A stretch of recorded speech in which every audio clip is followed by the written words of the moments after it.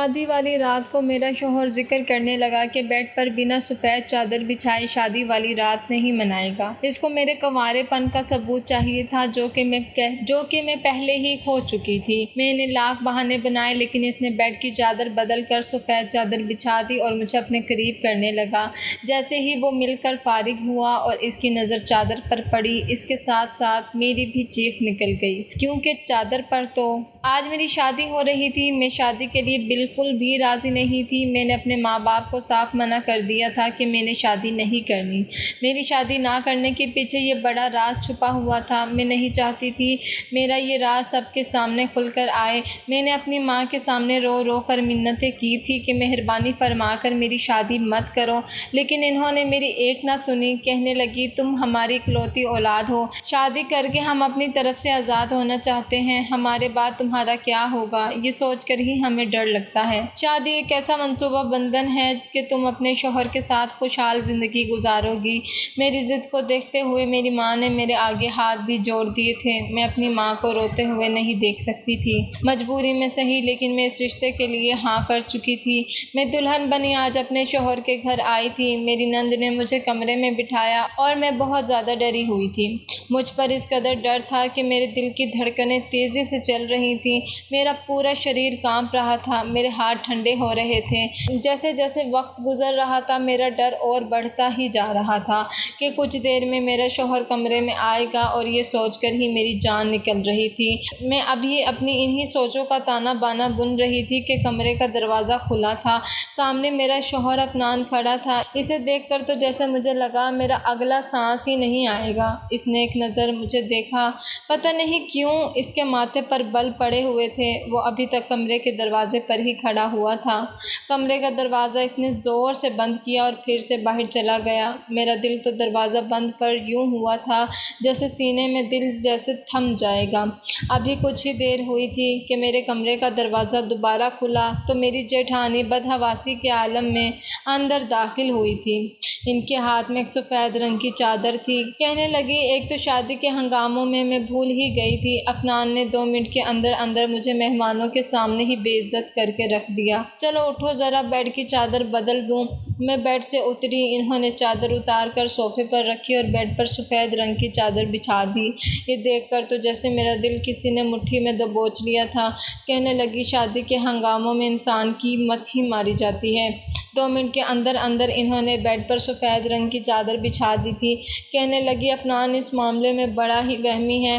Bed کی چادر دیکھ کر اس نے تو پورا گھر سر پر اٹھا لیا تھا۔ فوراً سے دندناتے میرے پاس آیا، کہنے لگا، بھابی میں نے آپ کو پہلے ہی کہا تھا کہ میرے بیڈ پر شادی کی پہلی رات سفید چادر بچھا دینا، اور اب میں کمرے میں دیکھ کر آیا ہوں کہ بیڈ پر سفید چادر نہیں ہے۔ اب مجھے کیسے پتہ چلے گا کہ لڑکی کنواری ہے یا پھر نہیں ہے؟ اپنی جیٹھانی کے منہ سے یہ بات سن کر میرے پورے شریر سے پسینہ چھوٹ گیا تھا۔ میری جیٹھانی کمرے سے جا چکی تھی لیکن میرا دل تو جیسے دھڑکنا بھول گیا تھا۔ میں بار بار اپنے ہاتھوں کی انگلیاں چٹکا رہی تھی، سمجھ نہیں پا رہی تھی کہ کیا کروں اور کیا نہ کروں۔ کچھ دیر بعد کمرے کا دروازہ کھلا تھا اور عفنان کمرے میں داخل ہوا تھا۔ میں سنبھل کر بیٹھ گئی۔ اس بار اس کے چہرے کے تنے ہوئے بھاؤ تھوڑے نارمل تھے۔ وہ میرے پاس آیا، میرے پاس بیٹھا۔ میں ڈر کے مارے کانپنے لگی تھی۔ اس نے میرا چہرہ تھوڑی سے پکڑ کر اوپر کیا۔ میری نظریں خود بخود جھک گئی تھیں۔ کچھ دیر تک وہ میرے چہرے کو بڑی محبت سے دیکھتا رہا، پھر کہنے لگا، تم تو بہت خوبصورت، جتنی تمہاری خوبصورتی کی باتیں میں نے اپنی بھابھی سے سنی تھی وہ سب ہی تمہارے سامنے کم ہیں۔ بھابھی نے تمہاری خوبصورتی کی بہت تعریفیں کی تھیں، لیکن تمہیں دیکھ کر لگ رہا ہے جتنی بھی تعریفیں کی ہیں وہ کم تھیں۔ تم تو ان تعریفوں سے کئی زیادہ گنا خوبصورت ہو۔ یہ کہہ کر اس نے اپنی جیب سے مخملی ڈبی نکالی تھی جس میں شاید منہ دکھائی کا کوئی تحفہ تھا۔ میرا دل اب بھی دھک دھک کر رہا تھا۔ اس نے یہ چین نکالی اور میرے گلے میں پہنانے لگا۔ چین کو پہناتے ہوئے عفنان کی انگلیاں میری گردن پر شرارت کرنے لگیں تو میری جان پر بن آئی تھی۔ اس کی آنکھوں کی بے چینیاں بڑھنے لگی تھیں۔ اس کی آنکھوں میں چھانے والا خمار میری جان نکال رہا تھا۔ آہستہ آہستہ وہ میرے قریب ہونے لگا تھا لیکن میں ایک دم سے پیچھے ہٹ گئی۔ میری اس حرکت پر وہ مسکرانے لگا، کہنے لگا، سارہ، شادی ہوئی ہے، ہم دونوں کا میاں بیوی کا رشتہ ہے، ہم دونوں کا میاں بیوی کا رشتہ ایسا ہی ہوتا ہے، ہم دونوں کے بیچ کوئی بھی پردہ نہیں ہے۔ یہ کہتے ہوئے عفنان نے میرا ہاتھ پکڑ لیا جو کہ بالکل ٹھنڈا ہو رہا تھا۔ شاید آہستہ آہستہ وہ مجھے بھروسے میں لینے کی کوشش کر رہا تھا، لیکن میں پوری کی پوری لرز رہی تھی۔ عفنان پھر سے مجھے سمجھانے لگا کہ دیکھو، یہ ہمارے بیچ جو کچھ بھی ہو رہا ہے یہ جائز ہے۔ لڑکیاں ایسے موقع پر اکثر گھبرا جاتی ہیں، لیکن میرا یقین کرو، مجھ سے تمہیں کوئی بھی تکلیف نہیں ہوگی۔ بھائی شوہر ہوں تمہارا۔ شاید میرے کانپنے اور گھبرانے پر وہ مجھے سمجھانے کی کوشش کر رہا تھا، لیکن میرے کانپنے اور گھبرانے کی وجہ کچھ اور تھی۔ میں اپنے گھر سے رخصت ہونے سے پہلے نیند کی 4 گولیاں کھا کر آئی تھی، اس لیے آہستہ آہستہ میری آنکھوں میں نیند اترنے لگی تھی۔ دیکھتے ہی دیکھتے میں نیند کی گہری وادیوں میں اترتی چلی گئی تھی۔ بس مجھے یہ یاد تھا کہ عفنان مجھے ہلا جلا رہا تھا، کہہ رہا تھا سارہ تمہیں کیا ہوا ہے۔ اس کے بعد میرا دماغ اندھیرے میں جا چکا تھا۔ جب مجھے ہوش آیا مجھے ڈرپ لگی ہوئی تھی اور میں اپنے ہی کمرے میں لیٹی ہوئی تھی۔ میری جیٹھانی میرے سرہانے بیٹھی تھی اور میری نند بھی میرے بیڈ کے پاس ہی کھڑی ہوئی تھی۔ عفنان کمرے میں چہل ختمہ کر رہا تھا۔ یہ سب دیکھ کر میں نے اٹھ کر بیٹھنے کی کوشش کی تو میری جیٹھانی کہنے لگی لیٹی رہو ڈاکٹر بھی کمرے میں موجود تھی۔ اس وقت مجھے ہوش میں آتے دیکھا تو کہنے لگی جیسے ہی ڈرپ ختم ہو عفنان سے کہیے گا ڈرپ اتار دے۔ پھر ڈاکٹر نے مجھے کچھ دوائی لکھ کر دے دی اور کہنے لگی کہ انہیں روزانہ استعمال کروانا۔ جلدی ہی ڈاکٹر کمرے سے جا چکی تھی۔ میری جیٹھانی کہنے لگی میں تمہارے لیے دودھ کا گلاس لاتی ہوں۔ یہ کہہ کر وہ بھی کمرے سے نکل گئی تھی۔ پیچھے پیچھے میری نند بھی چلی گئی تھی۔ میں نے عفنان کی طرف دیکھا تو اس کے ماتھے پر بل پڑے تھے، غصے سے کمرے کے وہ چکر کاٹ رہا تھا۔ میں نے گھڑی کی طرف دیکھا، صبح کے 6 بجنے والے تھے۔ میں ابھی تک دلہن کے جوڑے میں تھی، لیکن اس نے اپنے کپڑے بدل رکھے تھے۔ عفنان میرے پاس آیا اور مجھے غصے سے گھورنے لگا، کہنے لگا یہ کیا تماشا تھا؟ تم نے رات کو نیند کی گولی کھائی تھی؟ میں نے کوئی جواب نہیں دیا۔ میں نظریں چرانے لگی۔ وہ کہنے لگا سارہ تم پاگل ہو، تمہارا دماغ تو خراب نہیں تھا۔ میں نے کہا میرے پاس کوئی راستہ نہیں تھا، مجھے معاف کر دیں کیونکہ مجھے شادی سے ڈر لگتا ہے۔ میری بات سن کر وہ مجھے دیکھتا رہا، پھر کہنے لگا کہ تو اس بات کا یہ حل تھا کہ تم نے پوری رات ہم سب کو پریشان کر دیا۔ کوئی بھی لڑکی اپنی شادی کی رات نیند کی گولیاں کھا کر نہیں آتی۔ ہر لڑکی کی ہی شادی ہوتی ہے اور شادی کی رات کچھ نہ کچھ گھبراہٹ ہوتی ہی ہے، کیونکہ وہ ایک نئے رشتے میں بندھنے جاتی ہے۔ شوہر سے اس کا تعلق کافی گہرا ہوتا ہے، لیکن کوئی بھی لڑکی نیند کی گولیاں نہیں کھاتی۔ عفنان نے میری ڈرپ اتار دی تھی اور مجھے پیار سے سمجھانے لگا، کہنے لگا آج کی رات کے لیے میں نے بہت سا خواب اپنی آنکھوں میں سجایا تھا، لیکن مجھے لگتا ہے تمہیں کچھ وقت دے دینا چاہیے تاکہ تم دماغی طور پر اس رشتے کے لیے تیار ہو جاؤ، کیونکہ رات والی حرکت میں دوبارہ نہیں چاہتا۔ یہ سن کر میں کچھ دیر کے لیے مطمئن ہو گئی تھی۔ میں یہی تو چاہتی تھی کہ وہ میرے قریب نہ آئے، مجھ سے کوئی رشتہ نہ بنائے، کیونکہ اس کے پیچھے بہت بڑی وجہ تھی، لیکن یہ کب تک ممکن تھا؟ وہ مجھے کتنا وقت دے سکتا تھا؟ کم سے کم 4 دن یا ہفتہ یا زیادہ سے زیادہ 1 مہینہ دے سکتا تھا۔ اس کی آنکھوں کی بے چینیاں دیکھ کر میں سمجھ نہیں پا رہی تھی کہ میں کیسے اس انسان کے مچلتے جذباتوں کو روک سکتی ہوں۔ وہ میرے چہرے کو بڑی غور سے دیکھ رہا تھا اور میں بدحواس تھی، نہ میرے دل میں کوئی امنگ تھی، نہ ہی یہ شادی میری مرضی سے ہوئی تھی۔ یہ ایک زبردستی کا بندھن تھا۔ خیر، میرا سارا ڈر اس بیڈ شیٹ کو لے کر تھا جو میرے لیے موت کا پیغام لے کر آئی تھی۔ اگر رات کو میں نے نیند کی دوائی نہ کھائی ہوتی تو عفنان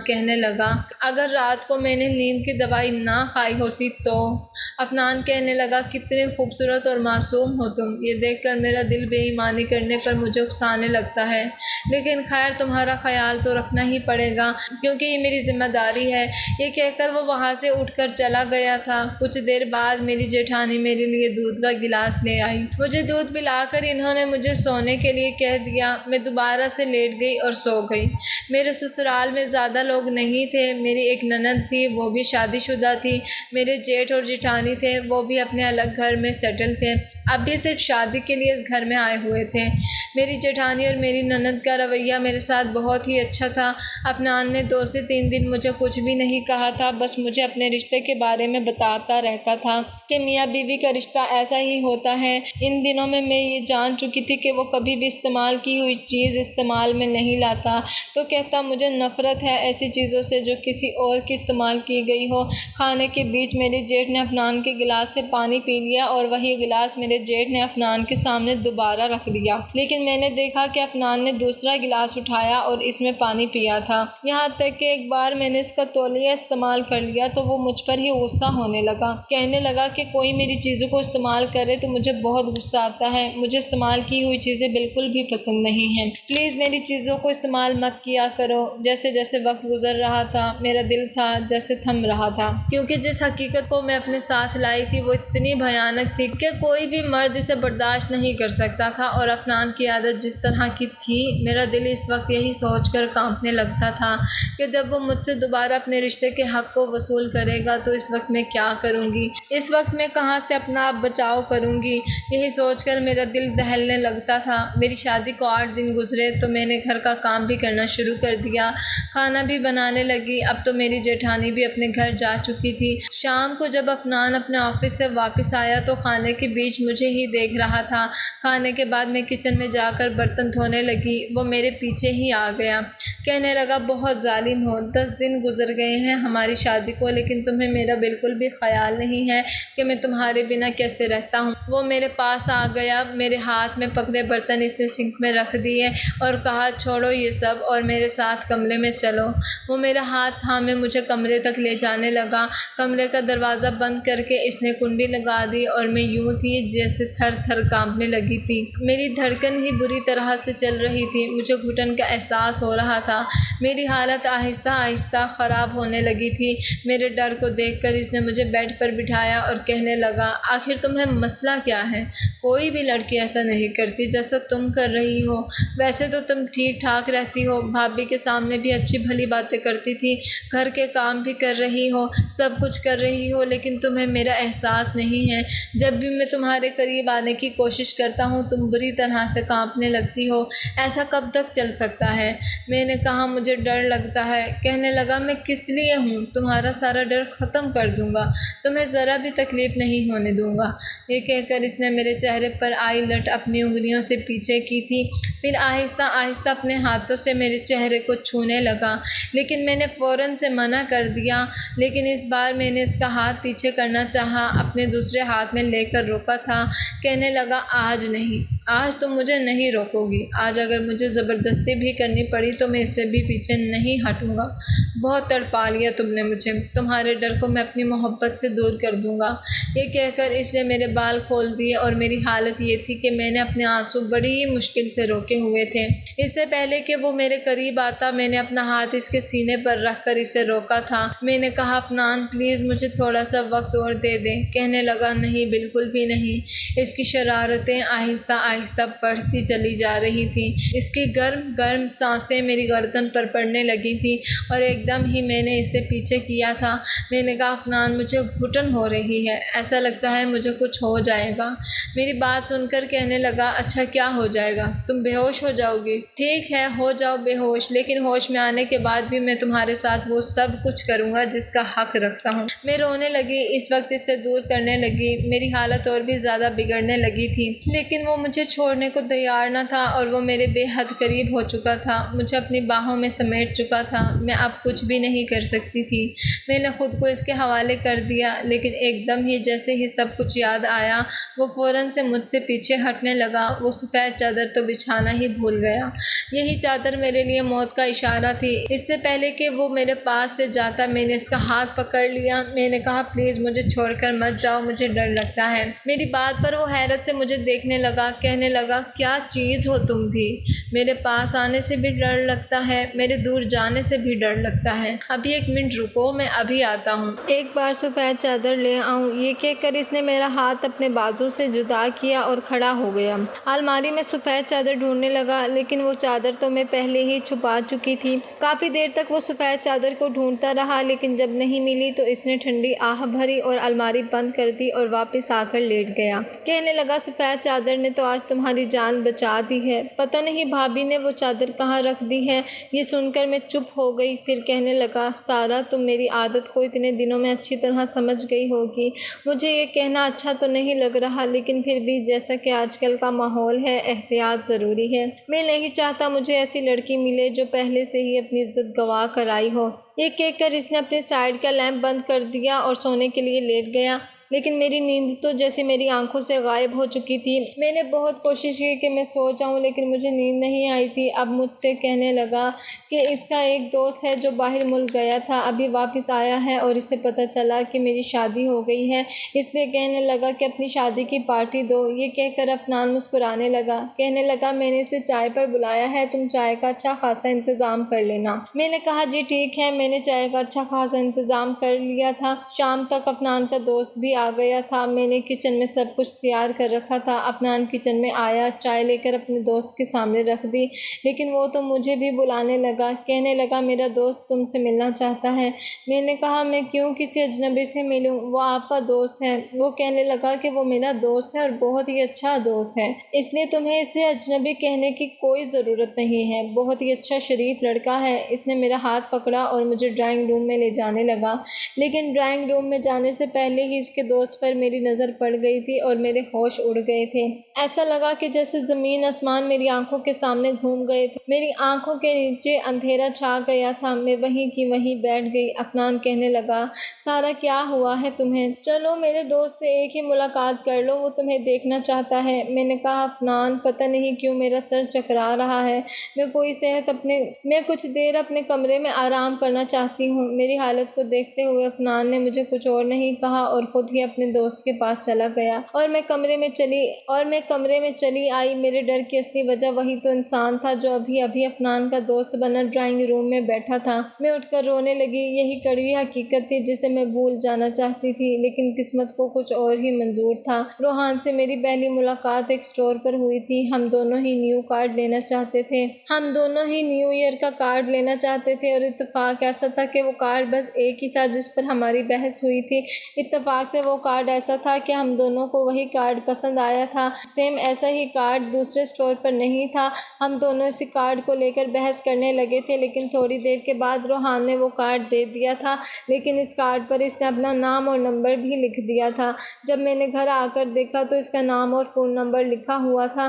کافی خوبصورت نوجوان تھا، لیکن خیر مجھے اس کی اس حرکت پر غصہ آیا تھا، کیونکہ اب وہ کارڈ میرے کسی بھی کام کا نہیں تھا۔ اگر میں اپنی فرینڈ کو وہ کارڈ دیتی تو اس کارڈ پر اس لڑکے کا نام اور فون نمبر لکھا ہوا تھا، تو میں وہ کارڈ اپنی فرینڈ کو نہیں دے سکتی تھی۔ میں نے غصے میں اس نمبر کو ڈائل کیا اور اسے ڈانٹنے لگی کہ تم نے اپنا نمبر اس کارڈ پر کیوں لکھ دیا، اب یہ میرے کسی بھی کام کا نہیں ہے۔ خیر یہیں سے ہی ہماری باتوں کا سلسلہ شروع ہوا تھا، جو بڑھتے بڑھتے بہت آگے تک چلا گیا تھا۔ مجھے روحان سے محبت ہو گئی تھی اور وہ بھی تو مجھ سے محبت کرتا تھا۔ پہلے تو ہماری بس باتیں ہوتی تھی، لیکن آہستہ آہستہ وہ میری تعریفیں کرنے لگا کہ پہلی نظر میں ہی تم مجھے بہت اچھی لگی تھی اور جان بوجھ کر میں نے تم سے بحث شروع کی تھی۔ مجھے اس کارڈ سے کوئی دلچسپی نہیں تھی، میں چاہتا تو دوسرا کارڈ بھی لے سکتا تھا، مجھے دلچسپی تم سے تھی، اس لیے میں نے اپنا نمبر لکھ کر دے دیا تھا۔ پہلے تو میرا ارادہ اس سے صرف دوستی کرنے کا تھا، جیسا کہ میں نے بھی دوستی کر رکھی تھی، لیکن میں نہیں جانتی تھی کہ یہ دوستی مجھ سے محبت میں بدل جائے گی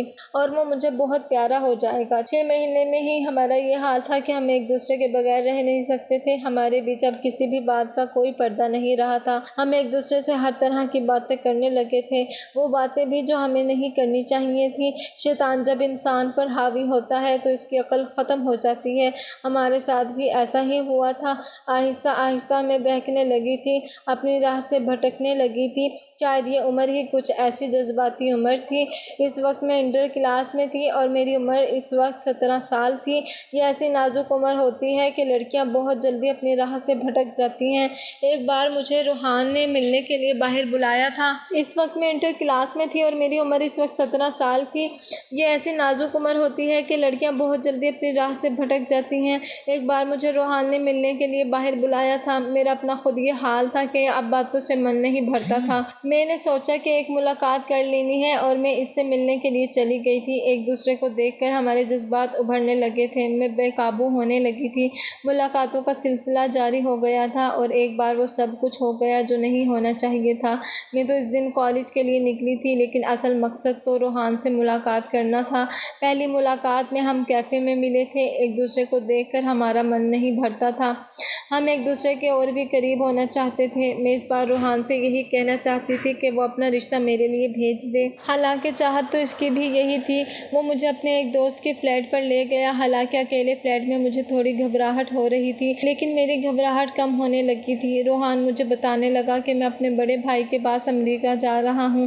3 سال بعد واپس لوٹوں گا اور پھر تمہارا رشتہ مانگ لوں گا۔ 3 سال میں اچھا بھلا سیٹل ہو جاؤں گا تو تمہارے گھر والے رشتے پر اعتراض نہیں کریں گے۔ روحان کی باتیں سن کر میری آنکھوں سے آنسو بہنے لگے تھے۔ میں نے کہا، روحان میں 3 سال کیسے گزاروں گی تمہارے بغیر؟ میں تو مر جاؤں گی۔ آنکھیں تو اس کی بھی نم تھی۔ پتہ نہیں چلا کہ میں کب روتے روتے اس کے قریب ہو گئی تھی۔ میں نے اس کے کندھے پر سر رکھ دیا اور رونے لگی تھی۔ ہم دونوں کا یہ پہلا ملن تھا۔ روحان کی زندگی میں بھی مجھ سے پہلے کوئی لڑکی اتنے قریب نہیں ہوئی تھی اور نہ ہی میری زندگی میں کوئی لڑکا آیا تھا۔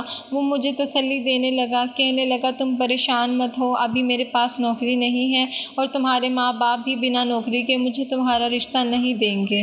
میں اس کے ساتھ لگ کر روئے جا رہی تھی۔ پتہ نہیں کب روحان پر خماری سی چڑھنے لگی تھی اور وہ مجھے آہستہ آہستہ اپنی باہوں میں بھرتا چلا گیا تھا۔ کہنے لگا، میں بھی تمہارے بغیر کیسے جیوں گا؟ مجھے یہ یادگار ملاقات دے دو تاکہ میں وہاں پر جب بھی اداس ہوں تو تمہیں یاد کر لیا کروں، ان حسین پلوں کو یاد کر کے دل کو سکون پہنچا لیا کروں۔ یہ سن کر میں ایک دم سے گھبرا گئی تھی اور روحان سے پیچھے ہٹی تھی۔ میں نے انکار کیا، لیکن اس کی محبت کے سامنے بے بس ہو گئی تھی۔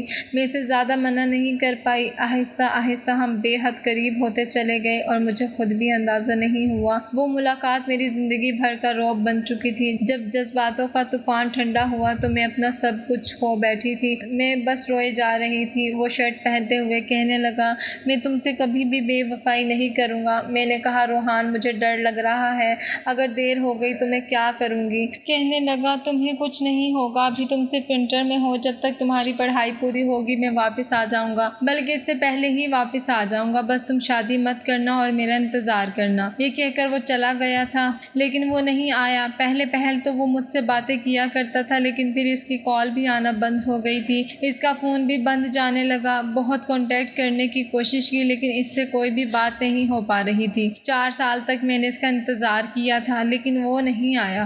میں 21 سال کی ہو چکی تھی اور میرے رشتے آنے لگے تھے۔ میں اپنے ماں باپ کو کبھی کوئی بہانہ کر دیتی اور کبھی کوئی بہانہ کر دیتی، لیکن عفنان کے رشتے میں ایسی کوئی کمی نہیں تھی کہ میں انکار کر سکتی۔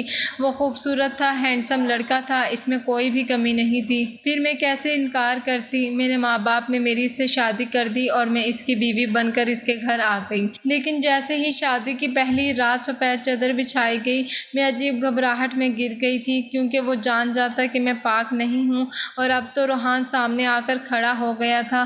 وہ کیوں آیا تھا؟ جب 4 سال میں نہیں آیا تو اب کیوں میری زندگی برباد کرنے آ گیا تھا؟ میں تو پہلے سے ہی بڑی مشکل میں اپنی زندگی گزار رہی تھی۔ میرا شوہر مجھے بنا سفید چادر کے اپنانے کے تیار نہیں تھا۔ اسے میری پاک دامنی کا ثبوت چاہیے تھا جو میں کھو چکی تھی۔ شام سے رات ہو گئی تھی۔ عفنان کمرے میں آیا تو مجھے روتا دیکھ کر پوچھنے لگا۔ میں نے کہا کہ میرے سر میں بہت درد ہے۔ کہنے لگا، چلو میں تمہیں ڈاکٹر کے پاس لے کر چلتا ہوں۔ میں نے منع کر دیا، کہا میں ٹیبلٹ کھا لوں گی اور کچھ ہی دیر میں ٹھیک ہو جاؤں گی۔ وہ کہنے لگا، روحان میرا بہت گہرا دوست ہے، میں چاہتا تھا تم بھی ہمارے ساتھ بیٹھ کر باتیں کرتی۔ پھر عفنان کہنے لگا، جانتی ہو سارہ، میرے دوست کے ساتھ بہت برا ہوا ہے۔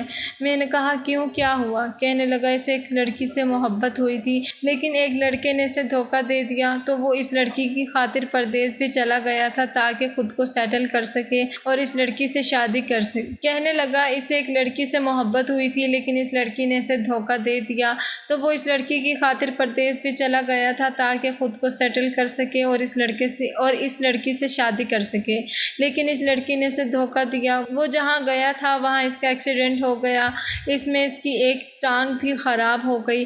وہ اب بھی اسٹک کے سہارے چلتا ہے۔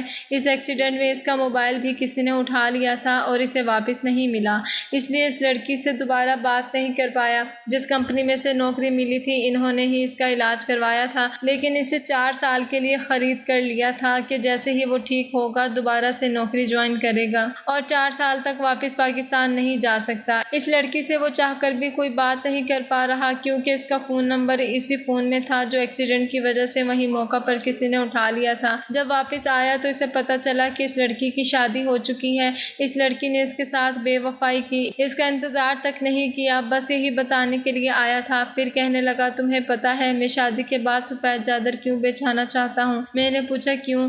کہنے لگا اس لڑکی نے محبت میں روحان کے ساتھ ساری حدیں پار کر دی تھی اور پھر کسی دوسرے کے ساتھ شادی کر کے خوشی خوشی زندگی گزار رہی ہے، اپنے شوہر کو دھوکہ دے رہی ہے۔ ایسی بہت سی لڑکیوں کے بارے میں نے سن رکھا ہے جو شادی سے پہلے عیاشیاں کرتی ہیں اور ان کے شوہر کو خبر بھی نہیں ہوتی۔ ان کے ساتھ زندگی گزارنے والی لڑکیاں پاک ہیں یا پھر اپنی عزت پہلے ہی گنوا چکی ہے۔ اب میں اور زیادہ برداشت نہیں کر سکتی تھی۔ میں افنان کے پاس آئی اور میں رونے لگی۔ افنان نے کہا کیا ہوا، کیوں رو رہی ہو؟ میں نے اس کے سامنے اپنے ہاتھ جوڑ دیے۔ میں نے کہا افنان مجھے معاف کر دو، میں نے بہت گناہ کیا ہے، میں اب تم سے اور زیادہ جھوٹ بول کر زندگی نہیں گزار سکتی۔ میں نے حسنین کو سب کچھ سچ سچ بتا دیا۔ وہ حیرت سے مجھے دیکھ رہا تھا۔ میں نے کہا کہ میں تمہارے لائق نہیں ہوں، میں نے روحان سے محبت کی تھی لیکن پتہ نہیں کیوں یہ گناہ کر بیٹھی تھی۔ میں نے 3 سال تک اس کا انتظار کیا، مجھے لگا اس نے بے وفائی کی ہے، میں نہیں جانتی تھی کہ اس کے ساتھ یہ حادثہ ہو گیا ہے۔ شادی کے بعد مجھے یہی ڈر لگتا تھا کہ تم جان جاؤ گے، تم مجھے نہیں رکھو گے اور طلاق دے دو گے، اس لیے میں نہیں چاہتی تھی کہ تم میرے قریب آؤ۔ تمہیں سچ بتانا چاہتی تھی لیکن تمہاری عادت کو دیکھ کر میں ڈر جاتی تھی۔ تم استعمال کی ہوئی چیزیں دوبارہ استعمال نہیں کرتے، پھر مجھے کیسے اپنا سکتے تھے؟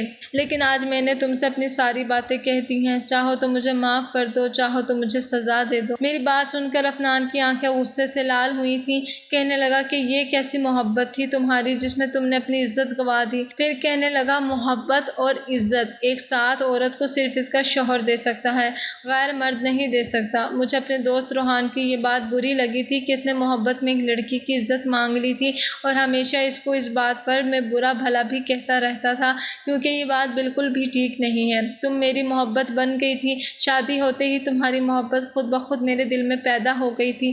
ہاں میں مانتا ہوں مجھے استعمال کی ہوئی چیزیں پسند نہیں ہیں، لیکن تم کوئی چیز نہیں بلکہ میری بیوی ہو۔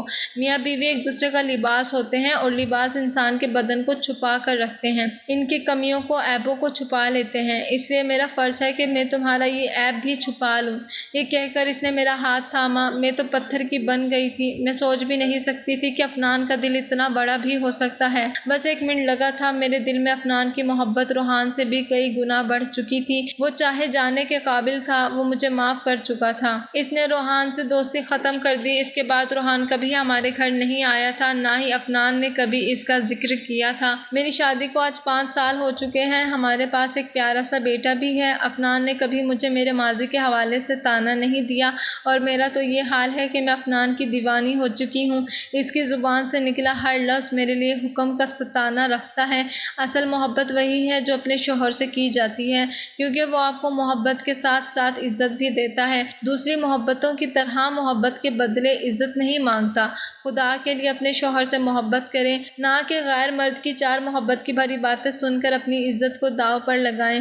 دوستو ہماری کہانی کیسی لگی ضرور بتانا، کہانی کو لے کر اپنی رائے ضرور دیا کریں۔ دوستو آپ کو ہماری کہانی کیسی لگی ہے؟ کہانی پسند آئی ہے تو پلیز لائک کرنا، روز ایک نئی کہانی سننے کے لیے ہمارے چینل کو سبسکرائب کرنا۔ ملتے ہیں اگلی کسی نئی کہانی کے ساتھ، تب تک کے لیے اللہ حافظ۔